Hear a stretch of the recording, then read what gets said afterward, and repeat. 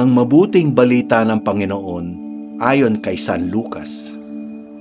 Noong panahong iyon, pinag-uusapan ng ilang tao ang templo, ang kahanga-hangang mga bato na ginamit dito at ang mga palamuti nito na inihandog ng mga tao. Kaya't sinabi ni Jesus, "Darating ang panahong lahat ng nakikita ninyong iyan ay iguguho. Walang batong ititira sa ibabaw ng kapwa bato." Tinanong nila si Jesus, "Guro, kailan po ito mangyayari? At ano ang magiging palatandaan na ito'y magaganap na?"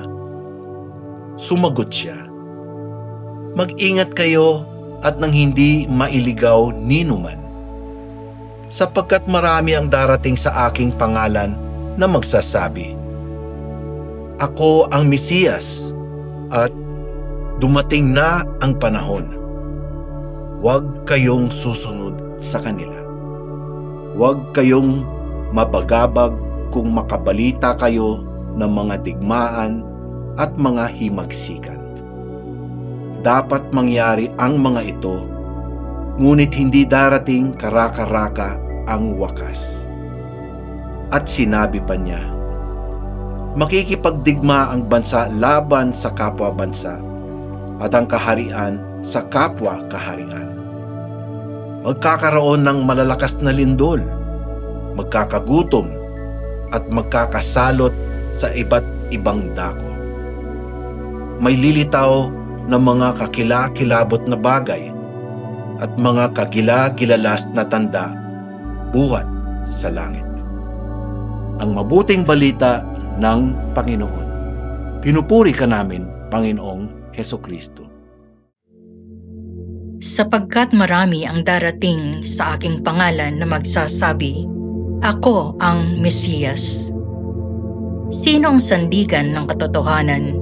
Sa panahon ngayon, marami ang nagsasabing nasa kanila lang ang katotohanan. Laganap ang fake news. Madaling kumalat na parang isang pandemyang umiiral sa ating lipunan. Napakahirap na malaman kung ano talaga ang totoo. Sa Ebanghelyo ngayon, binabalaan tayo ng Panginoon na huwag magpaakay sa mga sanaysay na kahina-hinala, mga pahayag na di sumasandig sa katiyakan, mga pag-uudyok na sumapi. Ngunit wala namang katiyakan o matibay na pundasyon. Marami ang magpapakilalang sila'y mabuti, ngunit di naman gumagawa ng kabutihan. Maraming mga ngaral ng pagkakawang gawa, ngunit hindi naman isinasabuhay ito. Maraming magpapakilalang sila ang anak o tinalagang anak ng Diyos, ngunit hindi naman tumatayo sa katotohanan at sa halip ay nagkukubli at nanlalamang. Iisa lamang ang Panginoon, si Kristo Jesus.